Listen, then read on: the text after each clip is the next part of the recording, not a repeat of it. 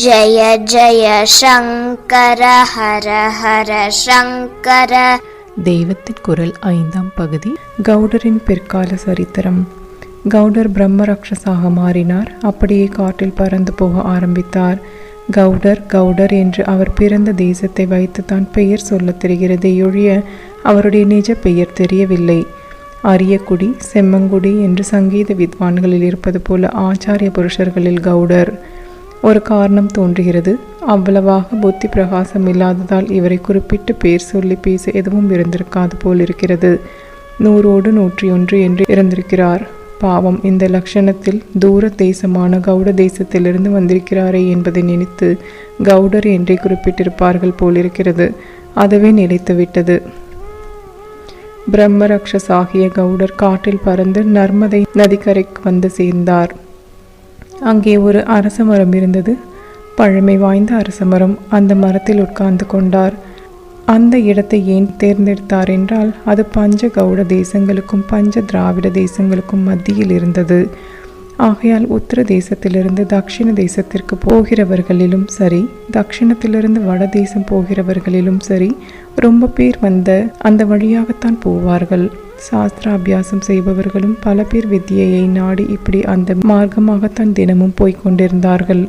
ஆகையால் பிரம்ம ராட்சசாக இருக்கும் வரையில் தனக்கு ஆகாரமாவதற்கு ஏற்ற அத்தியனர்காரர்களும் அவர்களில் தன்னுடைய பிரம்ம ராட்சச ரூபத்தை நீங்க செய்யக்கூடிய உயர்ந்த படிப்பாளியும் இங்கேதான் கிடைப்பார்கள் என்பதால் தான் இந்த இடத்தை தேர்ந்தெடுத்தார். அங்கே விருட்சத்தில் ஏறி உட்கார்ந்து கொண்டு வழிபோக்கர்களை கூப்பிட்டு கேள்வி கேட்பார். குரு சொல்லிக் கொடுத்த கேள்விதான். பச் தாதுவுடன் நிஷ்டா பிரத்யயம் சேர்ந்தால் என்ன என்று கேள்வி. ரொம்ப நாள் அந்த வழிபோக்கர்களில் எவருக்கும் இவருடைய கேள்விக்கு சரியாக பதில் சொல்ல தெரியவில்லை. இவர் அவர்களை அடித்து போட்டு ஆகாரம் பண்ணி வந்தார். ஒரே மாதிரி ஸ்பெல்லிங் உள்ள வார்த்தைகள் எல்லாம் ஒரே மாதிரி உச்சரிப்பு, ப்ரொனன்சியேஷன் இல்லாமல் மாறுபடுவதை இங்கிலீஷில் நிறைய பார்க்கிறோம்.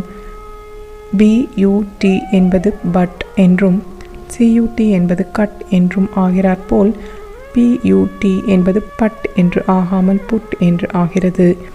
ஒரு குழந்தையிடம் நாம் அடுத்தடுத்து BUTக்கு என்ன உச்சரிப்பு, CUTக்கு என்ன உச்சரிப்பு என்று கேட்டுவிட்டு PUTக்கு என்ன என்று தொடர்ந்தால் பட் கட் என்று சொல்லி வந்த அந்த வேகத்திலே அது பட் என்றே சொல்லும். ரொம்பவும் பரிச்சயம் இல்லாத விஷயமானால் குழந்தைதான் என்றில்லை, பெரியவர்களும் கூட இப்படி குளறி போய்விடும்.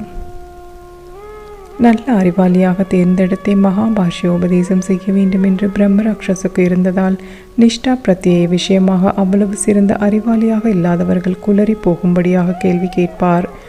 என்ன பண்ணுவார் என்றால் புஜ்ஜின் நிஷ்டா ரூபம், சிச்சின் நிஷ்டா ரூபம் முதலானவை என்ன என்று கேட்டு பதில் சொல்கிறவர் புக்தம் சிக்தம் என்றெல்லாம் சொல்லி வரும்போதே சட்டென்று பச்சின் நிஷ்டா ரூபத்தை கேட்பார்.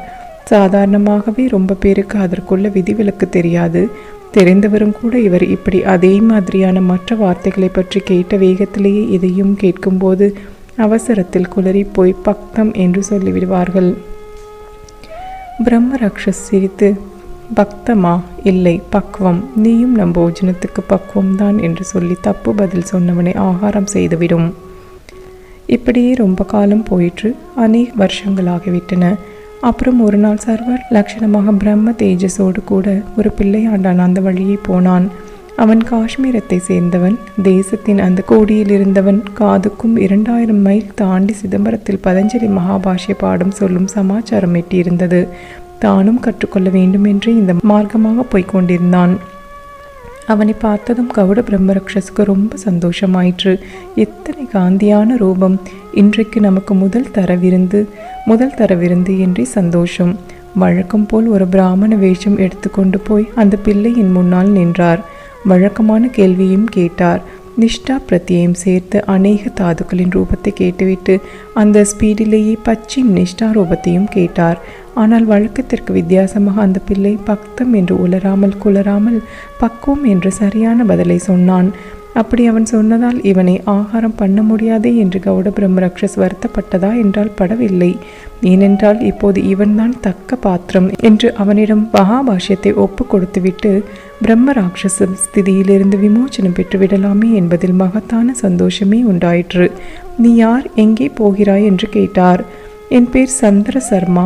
சிதம்பரத்தில் பதஞ்சலி வியாக்கரண பாஷ்ய பாடம் நடத்துகிறாராம். அதை கேட்பதற்காக போய்கொண்டிருக்கிறேன் என்று அந்த பிள்ளை சொன்னான். சிதம்பரத்து சமாச்சாரம் எல்லாம் மலையேறிவிட்டது. ஆனால் மகாபாஷ்யம் மட்டும் இங்கே என்னிடமே இருக்கிறது. அவ்வளவு தூரம் போய் நீ தெரிந்து கொள்ள வேண்டியில்லாமல் இங்கேயே நான் கற்றுக் கொடுக்கிறேன்.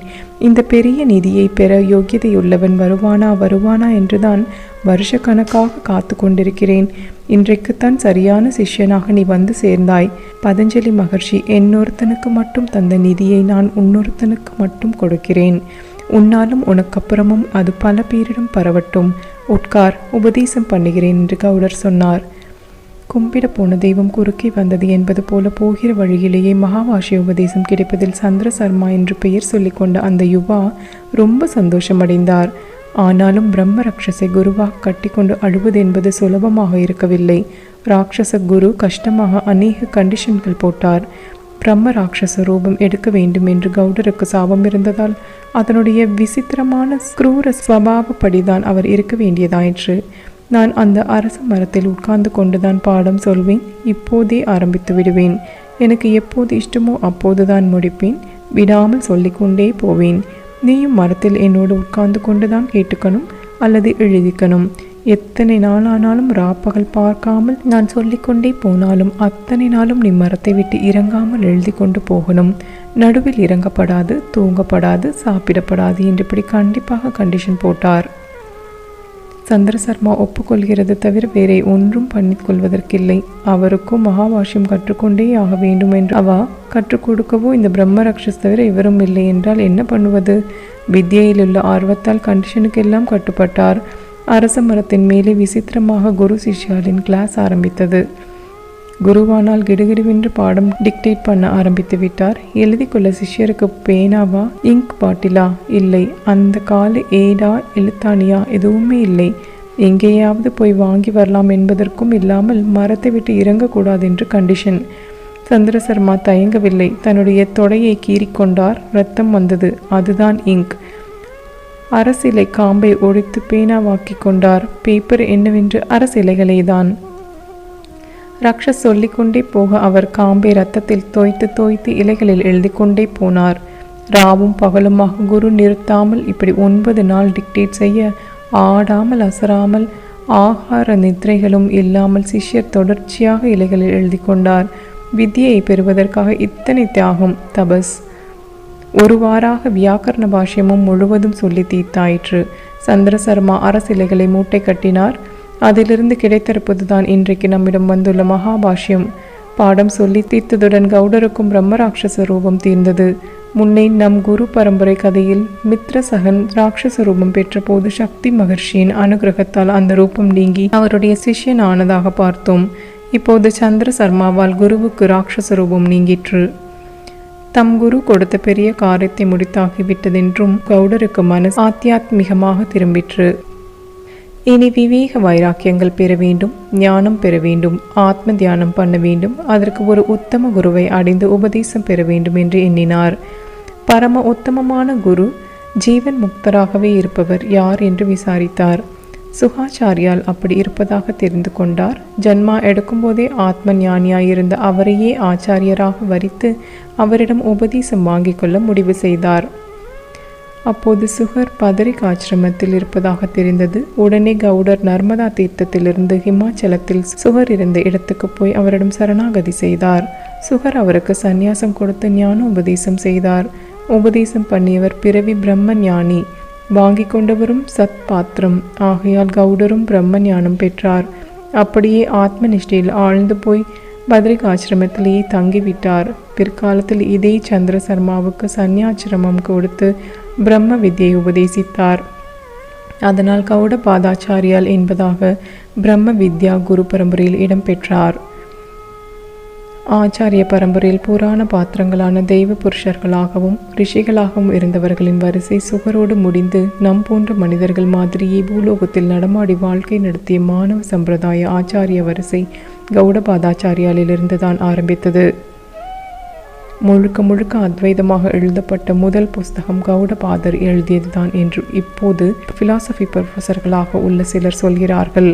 அந்த புஸ்தகம் மாண்டுக்யோபனிஷத் காரிகா என்பது. ஆத்ம தத்துவத்தை விசாரித்து கொண்டு போய் அது சாந்தம், சிவம், அத்வைதம், துரியம், விழிப்பு, கனவு, உறக்கம் ஆகிய மூன்றும் கடந்த ஆத்மஸ்தானமே துரியம் என்று முடிவதாக சொல்கிற உபனிஷத்து இந்த மாண்டுக்கியம்தான். அதற்கு காரிகை என்பதான வியாக்கியான வகையில் எழுதப்பட்டதே மாண்டுக்கிய உபனிஷத் காரிகா. யாப்பருங்கல காரிகை என்று தமிழில் கேள்விப்பட்டிருக்கலாம். செய்யுள் வகைகளை பற்றி சொல்வதாக யாப்பருங்கலம் என்று ஒரு நூல் உண்டு. அதன் விளக்கமாக எழுதியதே யாப்பருங்கல காரிகை. மாயையினால் உண்டாவதே துவைதம். அதற்கு கொஞ்சம் கூட இடம் தராமல் அடித்து போட்டு பரம அத்வைதமாக எழுதப்பட்ட நூல் மாண்டுக்கிய காரிகை. அதன் முதல் பிரிவுக்கு ஆகம பிரகரணம் என்று பெயர் கொடுத்திருப்பதால் முழு புஸ்தகத்தையுமே ஆகம சாஸ்திரம் என்றும் சொல்வதுண்டு. சாதாரணமாக ஆகம சாஸ்திரம் என்றால் ஒரு தெய்வத்தின் வழிபாட்டு முறை. அத்வைத வேதாந்தத்தில் ஆகம சாஸ்திரம் என்றால் அது கௌடபாத காரிகைதான். இதில் மாயைக்கு இடமே கொடுக்காத கௌடபாதரை மாயா ஸ்வரூபிணியாகவும் பிரம்ம வித்யா ஸ்வரூபிணியாகவும் ஒரே சமயத்தில் இருக்கும் அம்பாளிடம் பரமபக்தி பண்ணி ஸ்ரீ வித்யா தந்திரத்தை சேர்ந்த சுபகோதயம் முதலான கிரந்தங்களை உபகரித்தார் என்றும் சொல்லப்படுகிறது. ஜெய ஜெய சங்கர ஹர ஹர சங்கர.